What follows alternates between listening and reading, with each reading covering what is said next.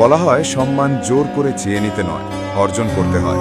আর এটাই পেরেছেন Lionel Messi, পারেননি ক্রিস্টিয়ানো রোনাল্ডো, যেটা প্রমাণ হয়ে গেছে দুজনের শেষ ম্যাচে আরও একবার। ক্রিস্টিয়ানো রোনালদোর পর্তুগাল নিজেদের শেষ ম্যাচে মাঠে নেমেছিল আয়ারল্যান্ডের বিপক্ষে, যে ম্যাচে রোনালদো কোনো গোল বা অ্যাসিস্টের দেখা পায়নি। তার দলও হেরে গেছে 2-0 গোলে। এদিকে ম্যাচের 61 মিনিটের সময় লাল কার্ড দেখে মাঠ ছাড়তে হয় তাকে। প্রতিপক্ষের একজন খেলোয়াড়কে বক্সের মাঝে নিজের কনুই দিয়ে আঘাত করলে প্রথমে হলুদ কার্ড দেওয়া হয় রোনালদোকে। এরপর ভিএআর এর সাহায্যে রেফারি যখন দেখতে পান রোনালদো গুরুতর অপরাধ, তখন লাল কার্ড দেখিয়ে দেওয়া হয় তাকে। এদিকে হলুদ কার্ড দেখিয়ে যখন রেফারি গিয়েছিলেন ভিএআর চেক করতে, তখন আয়ারল্যান্ডের ভক্তদের দিকে কান্নার অঙ্গভঙ্গি করেন রোনালদো, তাদেরকে বলে কান্না করত। অথচ সেই সময় তার দল ছিল 2-0 গোলে পিছিয়ে। সেই ঘটনার রেশ কাটতে না কাটতেই দেখা যায় ভিন্ন চিত্র। একটু আগে যে রোনালদো নিজে দর্শকদের দিকে বাজে অঙ্গভঙ্গি করছিলেন, মিনিট ঘুরতে না ঘুরতেই তিনি লাল কার্ড হজম করার পর সেই দর্শকরাই তাকে নিয়ে ঠাট্টা করতে শুরু করে, তাকে কান্না করার অঙ্গভঙ্গি করে তারা।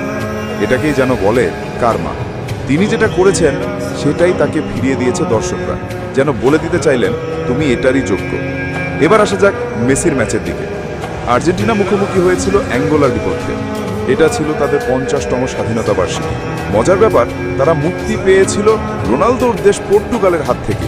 নিজেদের স্বাধীনতার ম্যাচকে সামনে রেখে তারা আমন্ত্রণ জানায় আর্জেন্টিনাকে। এই ম্যাচের জন্য 13 মিলিয়নের চেয়েও বেশি প্রদান করে আলবিসেলেস্তেদেরকে, যার উদ্দেশ্য ছিল একটাই, তাদের চাওয়া ছিল মেসিকে থাকতে হবে মাঠে। যদি মেসি থাকেন তবে মোটা অঙ্কের অর্থ দিতেও নেই দ্বিধা। এই সিদ্ধান্ত তো ছিল তাদের ফেডারেশনের পক্ষ হতে।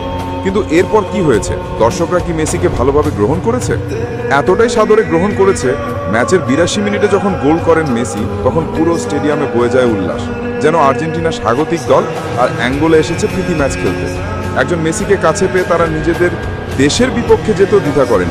8 বারের ব্যালন ডিওর জয়ী তারকা গোল করার পর হতেই শুরু হয় তাদের উল্লাস। মেসির নাম ধরে চ্যান করতে থাকে তারা। সব মিলিয়ে মনে হতেই পারে এটা মেসির ঘর, অথচ খেলা হয়েছে প্রতিপক্ষের মাঠে। এদিকে লড়াই শেষ হয়েছে 2-0 গোলে, সেটা নিয়েও নেই কোনো ভ্রুক্ষেপ। এই দৃশ্যটা একবার দেখুন। তাদের উল্লাস দেখলে মনে হতেই পারে ম্যাচটি জিতেছে তারা, অথচ এই ম্যাচে হেরেছে তাদের দেশ। কিন্তু এই নিয়ে মাথা ব্যথা নেই। মেসিকে দেখেছে, মেসি গোল করেছে, তাতেই খুশি। এমনকি তাদের সাথে আনন্দে লাফাচ্ছেন একজন সিকিউরিটি গার্ডও। আর এখানেই হয়তো মেসি ও রোনালদোর মাঝে পার্থক্য। একজন চেয়েও সম্মান পান না, অন্যজনকে সম্মান দিতেও সময় লাগে না।